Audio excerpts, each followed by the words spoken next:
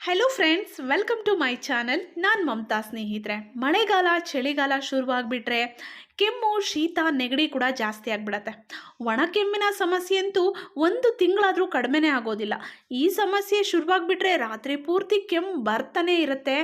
ಎಷ್ಟೇ ಔಷಧಿಗಳನ್ನು ತಗೊಂಡ್ರೂ ಕೂಡ ಒಣ ಕೆಮ್ಮು ಅನ್ನೋದು ನಿವಾರಣೆ ಆಗೋದೇ ಇಲ್ಲ.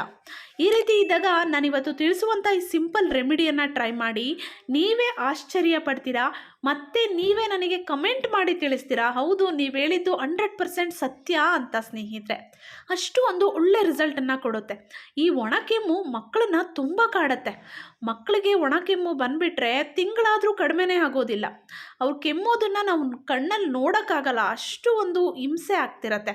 ಹಾಗಿದ್ರೆ ಈ ಒಂದು ಒಣ ಕೆಮ್ಮಿನ ಸಮಸ್ಯೆಯಿಂದ ಯಾರಾದರೂ ಬಳಲ್ತಾ ಇದ್ದರೆ ಈ ರೆಮಿಡಿಯನ್ನು ಅವ್ರಿಗೆ ಶೇರ್ ಮಾಡಿ. ಈ ಒಂದು ರೆಮಿಡಿನ ಟ್ರೈ ಮಾಡಿದ್ರೆ ಖಂಡಿತವಾಗ್ಲೂ ಒಣ ಕೆಮ್ಮು ನಿವಾರಣೆ ಆಗುತ್ತೆ.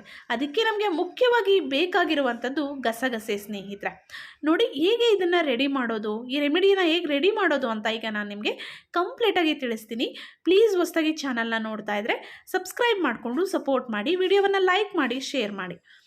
ನೋಡಿ, ಒಂದು ಪಾತ್ರೆಯಲ್ಲಿ 1 ಲೋಟ ಹಾಲನ್ನು ಹಾಕ್ಕೊಂಡಿದ್ದೀನಿ. ಹಾಲು ಚೆನ್ನಾಗಿ ಕಾಯಬೇಕು. ಹಾಲು ಇನ್ನೇನೋ ಕುದಿಯೋದಕ್ಕೆ ಶುರುವಾಗ್ತಿದೆ ಅನ್ನುವಾಗ ಅದಕ್ಕೆ ಕೇವಲ ಒಂದು ಅರ್ಧ ಚಮಚದಷ್ಟು ಗಸಗಸೆಯನ್ನು ಹಾಕ್ಕೊಳ್ಳಿ. ಗಸಗಸೆ ಒಣ ಕೆಮ್ಮನ್ನು ನಿವಾರಣೆ ಮಾಡುತ್ತೆ. ಸ್ನೇಹಿತರೆ, ಕೆಮ್ಮು ಬರದಂತೆ ತಡೆಗಟ್ಟುತ್ತೆ. ತುಂಬ ಕೆಮ್ತಿದ್ದೀರಾ ಅಂದರೆ ಈ ಗಸಗಸೆ ಹಾಲನ್ನು ಕುಡಿದ್ಬಿಡಿ, ಕೆಮ್ಮು ನಿಜವಾಗ್ಲೂ ಕಡಿಮೆ ಆಗುತ್ತೆ. ನಂತರ ಇದಕ್ಕೆ ಕೆಂಪು ಕಲ್ಲು ಸಕ್ಕರೆ ಬೇಕಾಗತ್ತೆ. ಈ ಕಲ್ಲು ಸಕ್ಕರೆಯನ್ನು ಹಾಕ್ಕೊಳ್ಳಿ. ಈ ಒಂದು ಕೆಂಪು ಕಲ್ಲು ಸಕ್ಕರೆ ಕೂಡ ಕೆಮ್ಮನ್ನು ನಿವಾರಣೆ ಮಾಡೋದಕ್ಕೆ ತುಂಬ ಸಹಾಯ ಮಾಡುತ್ತೆ. ಕಫವನ್ನು ನಿವಾರಣೆ ಮಾಡುತ್ತೆ. ಅಸ್ತಮಾ ಇರೋರಿಗೂ ಕೂಡ ಈ ಒಂದು ಗಸಗಸೆ ಮತ್ತು ಕೆಂಪು ಕಲ್ಲು ಸಕ್ಕರೆ ತುಂಬಾ ಪ್ರಯೋಜನಕಾರಿ. ನಂತರ ನೀವು ಇದನ್ನು ಚೆನ್ನಾಗಿ ಕುದಿಸ್ಕೊಂಬಿಡಿ. ಒಂದು ಸ್ವಲ್ಪ ಹೊತ್ತು, ಒಂದು 5 ನಿಮಿಷದವರೆಗೂ ಕುದಿಸ್ಬೇಕಾಗತ್ತೆ.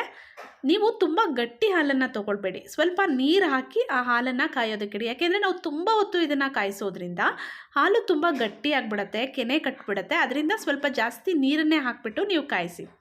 ನಂತರ ನೋಡಿ, ಕಾಯಿಸಿದ ನಂತರ ನಾನು ಒಂದು ಲೋಟಕ್ಕೆ ಹಾಕ್ಕೊಳ್ತಾ ಇದ್ದೀನಿ. ಇದು ಸ್ವಲ್ಪ ತಣ್ಣಗಾದ ಮೇಲೆ ನಾವು ಕುಡಿಬೋದು. ಪೂರ್ತಿ ತಣ್ಣಗಾಗೋದು ಬೇಡ. ಈಗ ನಾವು ಕುಡಿಯೋದಕ್ಕೆ ಎಷ್ಟು ಬೇಕೋ ಅಷ್ಟು ಬಿಸಿ ಇರಬೇಕಾದ್ರೆ ಕುಡಿಬೇಕು. ಚಿಕ್ಕ ಮಕ್ಕಳಿಂದ ಹಿಡಿದು ವಯಸ್ಸಾದವರು ಯಾರೇ ಇರಲಿ, ಒಣ ಕೆಮ್ಮಿನಿಂದ ಬಳಲ್ತಾ ಇದ್ದೀರಾ ಅಂದರೆ ಈ ರೆಮಿಡಿನ ಟ್ರೈ ಮಾಡಿ. ಸ್ನೇಹಿತರೆ, ಚಾಲೆಂಜ್ ಮಾಡಿ ಹೇಳ್ತೀನಿ, ಇದರಿಂದ 100% ರಿಸಲ್ಟ್ಸ್. ಹಾಗೆ ಇದ್ರ ಜೊತೆಗೆ ಇನ್ನೊಂದು ರೆಮಿಡಿನ ಹೇಳ್ತೀನಿ. ಇದನ್ನು ಟ್ರೈ ಮಾಡಿದ್ರೆ ಎದೆಯಲ್ಲಿ ಗಟ್ಟಿಯಾಗಿರುತ್ತಲ್ಲ ಕಫ, ಅದೆಲ್ಲ ಕಂಪ್ಲೀಟಾಗಿ ಕರಗೋದಕ್ಕೆ ಈ ರೆಮಿಡಿ ಸಹಾಯ ಮಾಡುತ್ತೆ.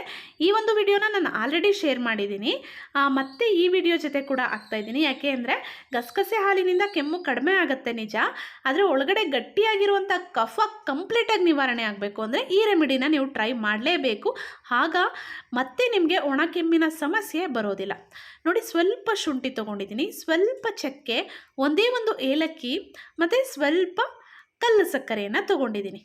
ನಂತರ ಇದಕ್ಕೆ ತುಳಸಿ ಎಲೆಗಳು ಬೇಕಾಗತ್ತೆ. ಒಂದಷ್ಟು, ಸ್ವಲ್ಪ ಜಾಸ್ತಿನೇ ತೊಗೊಳ್ಳಿ ತುಳಸಿ ಎಲೆಗಳು, ತೊಂದರೆ ಇಲ್ಲ. ನೋಡಿ, ಒಂದಷ್ಟು ತುಳಸಿ ಎಲೆಗಳನ್ನು ನೀರಲ್ಲಿ ಹಾಕಿ ಚೆನ್ನಾಗಿ ತೊಳೆದು ತೊಗೊಂಡಿದ್ದೀನಿ.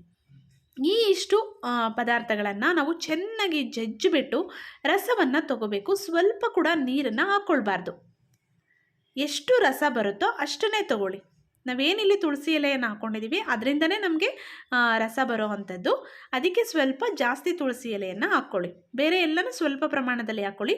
ತುಂಬ ಚಿಕ್ಕ ಮಕ್ಕಳಾದರೆ ಕಲ್ಲು ಸಕ್ಕರೆನ ಸ್ವಲ್ಪ ಜಾಸ್ತಿ ಹಾಕಿ, ಯಾಕೆಂದರೆ ತುಂಬ ಖಾರ ಇರುತ್ತೆ, ಅದಕ್ಕೋಸ್ಕರ. ನೋಡಿ, ಇದನ್ನು ಚೆನ್ನಾಗಿ ಜಜ್ಜಿಬಿಟ್ಟು ಇದ್ರ ರಸವನ್ನು ತೊಗೊಳ್ಳಿ. ಈ ರಸವನ್ನು ನೀವು ಕೇವಲ 1/4 ಚಮಚದಷ್ಟು ಕುಡಿಸಿದ್ರೆ ಸಾಕು.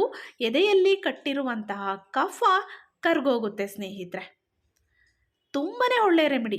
ಏನೇನೆಲ್ಲ ರೆಮಿಡಿಗಳನ್ನ ನಾವು ಟ್ರೈ ಮಾಡಿಬಿಡ್ತೀವಿ. ಮಕ್ಕಳಿಗೆ ಅಥವಾ ದೊಡ್ಡವ್ರಿಗೆ ಏನಾದರೂ ಕೆಮ್ಮು ನೆಗಡಿ ಈ ಥರ ಆದರೆ ತುಂಬ ರೆಮಿಡಿಗಳನ್ನು ಟ್ರೈ ಮಾಡ್ತಿರ್ತೀವಿ, ಯಾವುದರಿಂದನೂ ರಿಸಲ್ಟ್ ಸಿಗೋದಿಲ್ಲ. ನೀವು ಅದನ್ನೆಲ್ಲ ಬಿಟ್ಟು ಇವತ್ತಿಂದ ಒಣ ಕೆಮ್ಮಿಗೆ ಈ ಒಂದೇ ಒಂದು ಈ ಗಸಗಸೆ ಹಾಲು ಮತ್ತು ಈ ತುಳಸಿ ಇದು ಏನಿವಾಗ ತೋರಿಸ್ತಾ ಇದ್ದೀನಿ, ಈ 2 ರೆಮಿಡಿಗಳನ್ನು ಟ್ರೈ ಮಾಡಿ ಸಾಕು.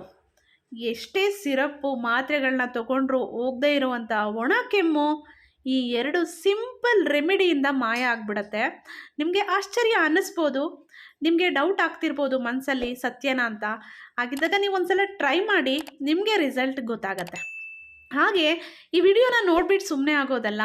ದಯವಿಟ್ಟು ಕೆಲವರು ತುಂಬ ಈ ರೀತಿಯ ಕಷ್ಟ ಅನುಭವಿಸ್ತಿರ್ತಾರೆ. ಒಣ ಕೆಮ್ಮಿನಿಂದ ತುಂಬ ಕಷ್ಟಪಡ್ತಿರ್ತಾರೆ. ಏನು ಮಾಡೋದು ಅಂತ ಗೊತ್ತಾಗ್ತಿರೋದಿಲ್ಲ. ಅಂಥವ್ರಿಗೆ ಈ ವಿಡಿಯೋವನ್ನು ಶೇರ್ ಮಾಡಿ ಸ್ನೇಹಿತರೆ. ಅಟ್ಲೀಸ್ಟ್ ಅವರಿಗಾದರೂ ಹೆಲ್ಪ್ ಆಗುತ್ತೆ ಅಲ್ವಾ. ಪ್ಲೀಸ್ ಅದಕ್ಕೆ ಶೇರ್ ಮಾಡಿ ಅಂತ ಕೇಳ್ಕೊಳ್ತಾ ಇದ್ದೀನಿ. ನನ್ನ ಚಾನಲಲ್ಲಿ ಸಾಕಷ್ಟು ವಿಡಿಯೋಸ್ಗಳಿದೆ, ಫ್ರೀ ಇದ್ದಾಗ ನೋಡಿ. ಇದನ್ನು ನೀವು ಕೇವಲ 1/4 ಚಮಚದಷ್ಟು ದಿನಕ್ಕೆ 1 ಸಲ ಅಥವಾ 2 ಸಲ ಕೊಟ್ಟರೆ ಸಾಕು. ಇದನ್ನು ಕುಡಿದ ಮೇಲೆ 1 ಗಂಟೆಗಳ ಕಾಲ ನೀರನ್ನು ಕೊಡಬೇಡಿ, ನೀರನ್ನು ಕುಡಿಬಾರ್ದು. 1 ಗಂಟೆವರೆಗೂ ಅಂದರೆ 1 ಗಂಟೆಗಳ ಕಾಲ ನೀವು ನೀರನ್ನು ಕುಡಿಬಾರ್ದು. ಈ ರೀತಿ ಮಾಡಿ. ನೀರು ಕುಡಿದ್ರೆ ಯಾವುದೇ ಪ್ರಯೋಜನ ಸಿಗೋದಿಲ್ಲ. ಸ್ನೇಹಿತರೆ, ತುಂಬ ಒಳ್ಳೆ ರೆಮಿಡಿ. ಟ್ರೈ ಮಾಡಿ. ರಿಸಲ್ಟ್ ಬಂದಮೇಲೆ ದಯವಿಟ್ಟು ಕಮೆಂಟ್ ಮಾಡಿ ತಿಳಿಸಿ. ನನ್ನ ಚಾನಲಲ್ಲಿ ಸಾಕಷ್ಟು ಯೂಸ್ಫುಲ್ ವೀಡಿಯೋಸ್ಗಳಿದೆ. ಫ್ರೀ ಇದ್ದಾಗ ನೋಡ್ತಾ ಇರಿ, ಸಪೋರ್ಟ್ ಮಾಡ್ತಾ ಇರಿ ಸ್ನೇಹಿತರೆ. ಮತ್ತೆ ಒಂದು ಒಳ್ಳೆ ವಿಡಿಯೋ ಜೊತೆ ಮತ್ತೆ ನಿಮ್ಮನ್ನು ಭೇಟಿ ಆಗ್ತೀನಿ. ಅಲ್ಲಿವರೆಗೂ ಎಲ್ರಿಗೂ love you. Take care. Bye bye.